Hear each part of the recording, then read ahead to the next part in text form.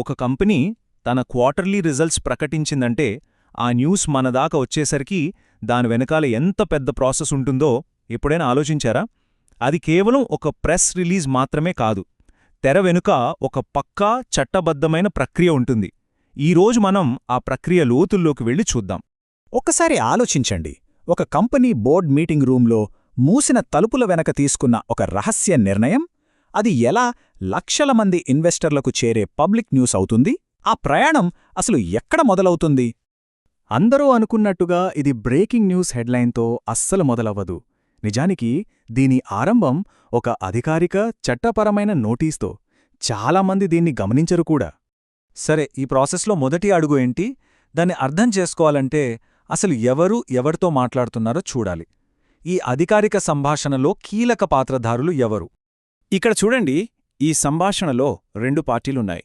ఒకవైపు పంపేవాళ్లు, ప్రెసిషన్ కామ్షాఫ్ట్స్ అనే ఒక పబ్లిక్ కంపెనీ. మరోవైపు రిసీవ్ చేసుకునేవాళ్లు, ఎన్ఎస్సి, బిఎస్సి, అంటే మన మార్కెట్కు కాపలాదారులు. ఇది మామూలు ఈమెయిల్ లాంటిది కాదు.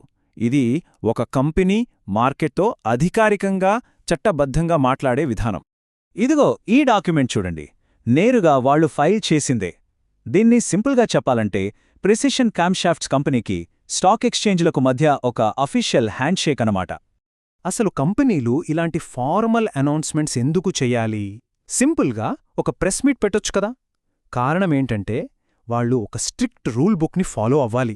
ఆ రూల్స్ ఏంటో చూద్దాం. ఈ డాక్యుమెంట్లో ఈ లైన్ చూడండి, సెబీ రెగ్యులేషన్స్ 30 and 33. ఇదేదో టెక్నికల్ మాటలా అనిపించొచ్చు, కానీ మొత్తం అనౌన్స్మెంట్కి ఇదే పునాది. సింపుల్గా రెగ్యులేషన్ 30 ఏం చెప్తుందంటే కంపెనీకి సంబంధించి ప్రతి ముఖ్యమైన విషయం బయటకి చెప్పాలి అని. ఇక రెగ్యులేషన్ 33 ఫైనాన్షియల్ రిజల్ట్స్ని ఎలా ఫైల్ చేయాలో చెప్తుంది. సో ఇది జస్ట్ ఒక అప్డేట్ కాదు, ఇదొక చట్టపరమైన బాధ్యత. అసలు ఈ సెబీ రెగ్యులేషన్స్ అంటే ఏంటి? సింపుల్గా చెప్పాలంటే ఇండియాలో ఉన్న పబ్లిక్ కంపెనీలు పాటించాల్సిన రూల్ బుక్.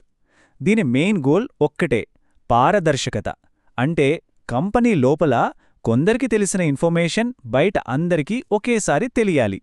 పెద్ద ఇన్వెస్టర్ అయినా చిన్న ఇన్వెస్టర్ అయినా అందరికీ సమాన అవకాశాలుండాలి. ఈ డాక్యుమెంట్ సబ్జెక్ట్ లైన్ ఎంత సూటిగా క్లియర్గా ఉందో చూడండి. ఫిబ్రవరి 11, 2026న జరిగిన బోర్డ్ సమావేశం యొక్క ఫలితం. అంతే, ఎలాంటి కన్ఫ్యూజన్ లేదు, ఎలాంటి డ్రామా లేదు. అసలు విషయమేంటో మొదటి లైన్లోనే చెప్పేశారు. ఆ సబ్జెక్ట్ లైన్ మనల్ని స్ట్రెయిట్గా యాక్షన్ జరిగిన చోటుకి తీసుకెళ్తోంది, బోర్డ్ మీటింగ్కి.